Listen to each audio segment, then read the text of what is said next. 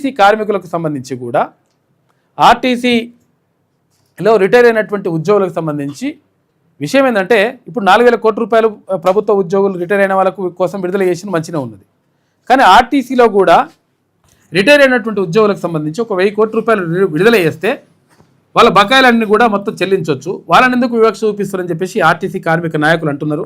తర్వాత మొన్న ఏది ఆర్టీసీని ప్రభుత్వంలో విలీనం చేయాలని చెప్పేసి 4 రోజుల పాటు ఆమరణ నిరాహార దీక్ష కూర్చున్నాడు సంపత్ ముదిరాజ్ అన్న. ఎందుకనంటే ఆర్టీసీని ప్రభుత్వంలో విలీనం చేయాలనేటువంటి డిమాండే ప్రధానంగా ఉండాలి. ఆ తర్వాత ఎన్నికలు పెట్టుకుంటే తర్వాత విషయం అది, కానీ ఫస్ట్ ఇదని చెప్పేసి అన్నాడు. కాబట్టి ఇక్కడ వీళ్ళ బకాయిలు తర్వాత అక్కడ దానికి సంబంధించి మాట్లాడడానికి వచ్చింది. చెప్పండి అన్న. అందరికీ నమస్కారాలు. తెలంగాణ రాష్ట్ర రోడ్డు రవాణా సంస్థలో జరుగుతున్నటువంటి పరిణామాలు సుదీర్ఘంగా అనేక దఫాల చర్చలు జరుపుతున్నటువంటి అధికారులు, మేము నాయకులు అనేది చెప్పుకున్నటువంటి ట్రేడ్ యూనియన్ నాయకులకు మరీ ముఖ్యంగా నమస్కారాలు తెలియజేస్తా ఉన్నా. ప్రభుత్వ ఉద్యోగులకు ఏ విధంగానైతే బకాయిలు విడుదల చేస్తూ ఉందో ప్రభుత్వం, మనం కనుక విలీనమైతే వాళ్ళలో ఒక భాగస్వాములు అయ్యే వాళ్ళం. ఆ 1,000 కోట్లు కూడా ఇలా మనకు వచ్చేవాళ్ళు. ఇలా మన ఆర్టీసీ రిటైర్మెంట్ అయ్యే వాళ్ళకు కూడా ప్రశాంత వాతావరణం ఉన్నటువంటి విశ్రాంతి ఉద్యోగులు ప్రశాంత వాతావరణం కోరుకునేటువంటి ఈ సమాజంలో ఇలా విశ్రాంతి ఉద్యోగులు ప్రశాంతం కాదు. బొందలగడ్డలో 1,357 మంది రికార్డు పరంగా బొందలగడ్డకు పోయినరు, చచ్చిపోయారు. వాళ్ళు ఆత్మ ఘోషిస్తా ఉందన్న. ఏం ఘోషిస్తా ఉందంటే భర్త పని చేస్తే భార్య, భార్య పని చేస్తే భర్త, ఆత్మ ఘోషిస్తా ఉంది బొందలగడ్డలో. మరి నా భార్య అన్న ఈ బెనిఫిట్స్ పొందుతుందా, అవ కూడా నాతో పాటే బొందలగడ్డకు వస్తుందా? నా భర్త అన్న ఈ బెనిఫిట్స్ పొందుతాడా, లేకపోతే ఆయన నా బొందలగడ్డలకు వస్తాడా అనేది ఆత్మ ఘోషిస్తా ఉంది. అందుకే ఇప్పుడు ఇక్కడ పనిచేస్తున్నటువంటి ప్రభుత్వంలో విలీనం అయి ఉంటే ఇలా బ్రహ్మాండంగా ఇలా బకాయిలు అనేది ఉండకపోయి క్లియర్ అయిపోతుండే. అదే కాక 1,000 కోట్ల లాభాలు ఉందని ప్రకటన చేసింది ఆర్టీసీ. 1,000 కోట్ల లాభాలలో దూసుకుపోతుందని. 500 కోట్లని ఫస్ట్ విడతా సగం అన్ని 500 కోట్లు మీ దగ్గర పెట్టుకోలేకపోతే కొత్త బస్సులు తెస్తావో ఇంకేమైనా సంస్కరణలు చేస్తావో దానికి కూడా ప్రయాణికులకు అవసరమే కాబట్టి చేసుకో, తప్పులేదు. కానీ 500 కోట్లనే రిలీజ్ చేయి. నెలకు 10 కోట్లు ఇస్తా అంటే సిగ్గుచేటు ముచ్చట అంటున్నాను నేను. చూసుకో, నెలకు 10 కోట్లు అంటే అలా బకాయిలు తీరేసరికి 10 సంవత్సరాలు అవుతుంది. 10 సంవత్సరాలకు 9 సంవత్సరాల వ్యవధిలో 357 మంది చచ్చిపోతే 10 సంవత్సరాల కంటే ఎవరు ఉండరు ఇక. అంటే ఇయ్యం అన్నట్టు అర్థం. అంటే మీ బకాయిలు మీ ఇయ్యం అనేది మీ సాగు మీరు రావురు, మీరు చచ్చిపోతే మీ రికార్డే ఉండదు కాబట్టి మీ ఏమంతా తెల్లయింది. ఇవాళ ఎలక్షన్ల కొరకు ఊరిల్తా ఉన్నారు, ముందుకు పోతా ఉన్నారు. ఎలక్షన్లకు మేము వ్యతిరేకం అనుకుంటారు వీళ్ళు. వీళ్ళ మూర్ఖత్వం కాకపోతే ఇంక వేరే చెప్పలేము. నీకు ఎలక్షన్ల ముందు ఒక మేనిఫెస్టో పెడతారు కదన్నా, మేము గెలిస్తే ఇవి చేస్తాం అని చెప్తారు కదా.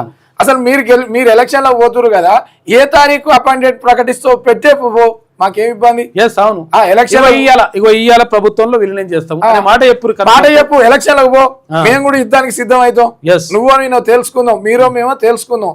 ప్రజాస్వామ్య బద్దంగా BWU సత్తా ఏందో, బహుజన వర్కర్స్ యూనియన్ మా సత్తా ఏందో చూస్తాం. మా కేపబిలిటీ ఆర్థిక కార్మిక సంఘం నిన్ననే ప్రకటించుడు. మా ఎమ్మెల్సీ తీర్మానం వలన ఒక గౌరవ అధ్యక్షులు టీఆర్పీకి అనుబంధం BWU చెప్పిండు. బహుజన వర్కర్ యూనియన్ అని వాళ్ళు అనుకుంటారు, లోపల ఇండైరెక్ట్ గా బుల్లెట్ వర్కర్స్ యూనియన్ అనేది కూడా ప్రకటన చేసిండు.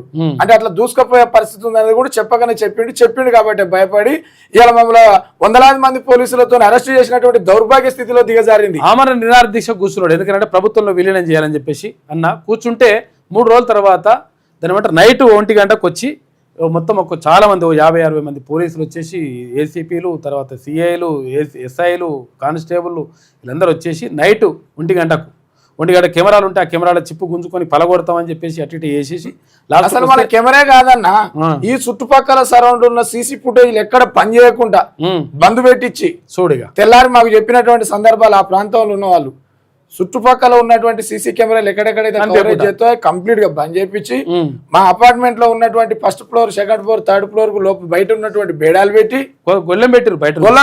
అంటే అక్కడ ఉన్న వాళ్ళు బయటికి రాకుండా గొల్లెలు పెట్టి రూప్ సిస్టమ్. అసలు మమ్మల్ని అసలు మేము ఆర్టీసీ కార్మికులు ఉగ్రవాదులు, తీవ్రవాదులకు కూడా ఈ పరిస్థితి ఉండదన్న.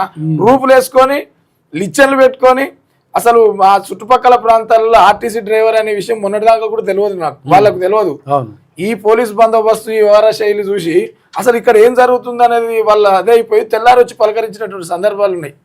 మేము ఒకటే రిక్వెస్ట్ చేస్తా ఉన్నాం అన్న, ప్రభుత్వం ఎలక్షన్లు పెడితే మేము వ్యతిరేకం కాదు, ఓకే. కానీ ప్రభుత్వ వైఖరి ఏందో తెలియపరచాలి.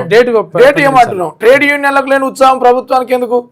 ఇప్పుడు ట్రేడ్ యూనియన్ నాయకులే కరాఖండిగా చెప్పారు ఫస్ట్ విలీనం కావాలి. ముఖ్యమంత్రి గారి దగ్గర ఏం చెప్పారు? ముఖ్యమంత్రి అడిగింది స్వయంగా. ట్రాన్స్పోర్ట్ మినిస్టర్ దగ్గర జరిగిన వ్యవహార శైలి వేరు. ట్రేడ్ యూనియన్ నాయకులందరినీ ముఖ్యమంత్రి దగ్గర కలవమని హెచ్ఓడీలకు బస్వాన్ అధికారులకు చెప్తే వీళ్ళు ఉట్టిన వీళ్ళందరినీ ముఖ్యమంత్రి గారి దగ్గర పిలిచిండ్రు. ముఖ్యమంత్రి చెప్పొచ్చు ఇప్పటికైనా, ముఖ్యమంత్రి చెప్పిందే ఫైనల్ కదా ఏదైనా. మాటే వాక్. కేసీఆర్ గారు ఉన్నప్పుడు కూడా మాటే వాక్ అయింది. ఒకటే మాట చెప్పిండు, యూనియన్లు లేవంటే సర్క్యులర్ లేదు, మాటే శాసనం. ఆయన చెప్పింది అయింది. మీరు కూడా ఒక మాట అడిగారు కదా, ముఖ్యమంత్రి గారు స్వయంగా పిలిచి అందరు ఇట్లా వరుసగా ట్రేడ్ యూనియన్లు ఉంటే ఒక బరిగే లేదు ముఖ్యమంత్రి గారి దగ్గర. అంతే, ఒక బరిగే కనుకుంటే వీళ్ళకి ఇంకా చిరతకోళ్ళు వేసినా ఏం వేసినా తెలియదు. డైరెక్ట్ అడిగిండు, మీకు ఎన్నికలు కావాలన్నా విలీనం కావాలంటే వీళ్ళు కార్మికులకు భయపడో ఇంకేం అనుకోను, మొత్తానికి అయితే సెటరేట్ అయ్యిండ్రు. విలీనం అన్నారు. ముఖ్యమంత్రి గారు దాని స్పీకర్ కావాలి, ముఖ్యమంత్రి గారు చెప్తే అయిపోతుంది. అంతే, ఒక్కటే మాట. ఇప్పుడు కూడా సరే ఎలక్షన్ లో పోవాలని ప్రభుత్వం కోరుకుంటుంది. మాలాంటి ట్రేడ్ యూనియన్లు కూడా అతి ఉత్సాహంగా ఉన్నారు, సంతోషం. ఎవరున్నారు? ఇన్ సర్వీస్ వాళ్ళు లేరు. ఓటు లేనోడు, సీటు లేనోడు, అసలు వాడు ఓటే లేదు. అసలు వాడు ఏ గుర్తుకెత్తాడో వాళ్ళ నాయకులు. ఇది విచిత్రంగా ఉందన్న. అసలు ఓటు లేదు, కూర్చోడానికి సీటు లేదు. చచ్చిపోయిన పడిపోయిన బిడ్డడు పాలిచ్చినట్టుంది. వాళ్ళు మమ్మల్ని వెళ్తా ఉంటారు. వెళ్తే 17,000 మంది ఇవ్వాలి. ఎందుకు 17,000 మంది రిటైర్మెంట్ అయితే వీళ్ళ పాలనలే. మొన్న అక్కడ పోయి బస్ భవన్ దగ్గర ఉపవాస దీక్ష చేస్తే 10,000 మంది వచ్చిరన్న. అయితే నేనేమంటున్నా అంటే ఇన్ సర్వీస్ కార్మికులకు కూడా నేను నా సూచన చేస్తా ఉన్నా.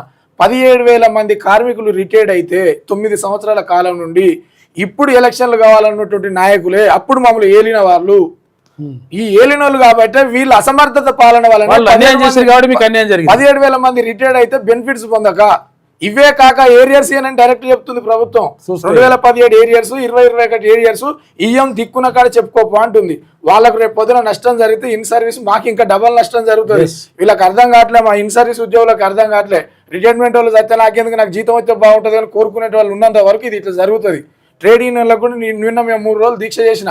వాళ్ళు సంఘీభావం తెలిపితే ఇంకా 30 రోజులు చేయడానికి శక్తితో ఉన్నా నేను. వాళ్ళు సంఘీభావం తెలపక, ప్రభుత్వం వాళ్ళని రానియక, ప్రభుత్వం ఈ ట్రేడ్ యూనియన్ నాయకులు ఒకటై విలీనం వద్దనే వాళ్ళు ఒక పక్కన, విలీనం కావాలని ఒక పక్కన ఉన్నారు కాబట్టి ఇది జాప్యం జరిగింది. లేకపోతే ఈ రోజు వరకు కూడా అమరణ నిరాదీక్షతో ఉన్నటువంటి సంపత్ ముదిరాజ్ సచ్చుడో విలీనం తెచ్చుడో అని ఛాలెంజ్ చేసిన, లేకపోతే ఇలా క్యూనిస్ లో అడుగే పెట్టకపోదును. డైరెక్ట్ చెప్పినాం, ఓపెన్ ఛాలెంజ్ చేసినాం. రేపు పొద్దున మళ్ళీ అమరణ నిరాదీక్ష దిగమని వాళ్ళు చెప్తే ఖచ్చితంగా రేపే దిగుతా.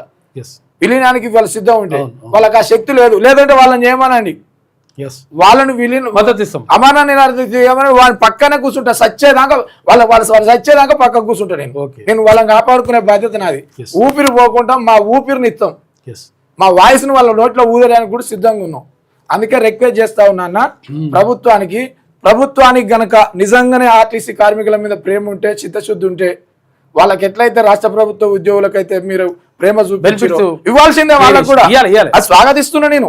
వాళ్ళకి ఇవాళ ఆర్టీసీ ట్రేడ్ యూనియన్ నాయక్ బహుజన వర్కర్ యూనియన్ గా ఒక రాష్ట్ర కమిటీ చైర్మన్ గా అమరణ నిరాదీక్ష చేసిన కాబట్టి రేపు పొద్దున ప్రభుత్వ విశ్రాంతి ఉద్యోగులు కూడా చేస్తే మా సిగ్గుపోతుందనే ఉద్దేశంతో భయపడి ఇచ్చినట్టుగానే భావిస్తున్నాం. అంతే, లేదంటే వాళ్ళు ప్రేమతో ఇవ్వలే. కేవలం ఇవి విడుదల కావడానికి కూడా బహుజన వర్కర్ యూనియన్ టీఆర్పీకి అనుబంధంగా ఉన్నది కాబట్టి ఇవాళ విడుదల చేసినట్టుగా మేము భావిస్తా ఉన్నాం. ఈ 1000 కోట్లు కూడా విడుదల చేయకపోతే విశ్రాంతి ఉద్యోగుల కొరకు మరో పోరాటం చేయడానికి కూడా TRP and Bahujan worker union సిద్ధంగా ఉందని కూడా తెలియపరుస్తా ఉన్నాం. రేపు పొద్దున ఎలక్షన్లో పోవాలనుకుంటే మీ మేనిఫెస్టో ఏందో ప్రకటించండి. ఒకవేళ మీ వల్ల, మీ నిర్లక్ష్య వైఖరి వల్ల, మీ దంద వైఖరి వల్ల ఒకవేళ విలీనమే జరగకపోతే దానికి బాధ్యులు ఎవరు? ఇప్పుడు రిటైర్మెంట్ వాళ్ళని అయితే మేము ఏం చేయలేము. ఇన్ సర్వీస్ లో ట్రేడ్ యూనియన్లు 2-3 ఉన్నారు కదా, మీ వైఖరి ఏందో చెప్పండి. విలీనం తప్పకుండా తీసుకొస్తాం. ఒకవేళ తీసుకురాకపోతే రాళ్లతో కొట్టమంటావా, ఇంకా దేంతో ఏం చేయమంటావు చెప్పు, రా డిపోకు రా, తెలుసుకుందాం అంతే అంటున్నాం. అందుకే మరొకసారి మీకు ప్రత్యేక ధన్యవాదాలు తెలియజేస్తా ఉన్నా. మిత్రులారా, అందరూ ఆలోచించండి. ఈడ యూనియన్లు, భేదాభిప్రాయాలు, కుల మతాలకు అతీతంగా కార్మికులకు మంచి జరగాలి. నేను చేసిన అనేది ముఖ్యం కాదు. నేను నాయకుని కాదు, సేవకుని, డ్రైవర్ని, ప్రయాణికులకు సురక్షితమైనటువంటి ప్రయాణాన్ని అందించే కేవలం ఒక సామాన్య డ్రైవర్ని. కాబట్టి మీరు చేతులు జోడించి రిక్వెస్ట్ చేస్తా ఉన్న నలుమూలల ఆర్టీసీలో పనిచేసే కార్మికులు, ఇవాళ 17,000 మంది విశ్రాంతి ఉద్యోగులకు నష్టం జరిగింది. రేపు కూడా మనకు నష్టం జరగబోతా ఉంది. ఆ నష్టాన్ని మనం పసిగట్టకపోతే ఈ ట్రేడ్ యూనియన్ నాయకులు మనం దోసుకోవడానికి వస్తున్నారు.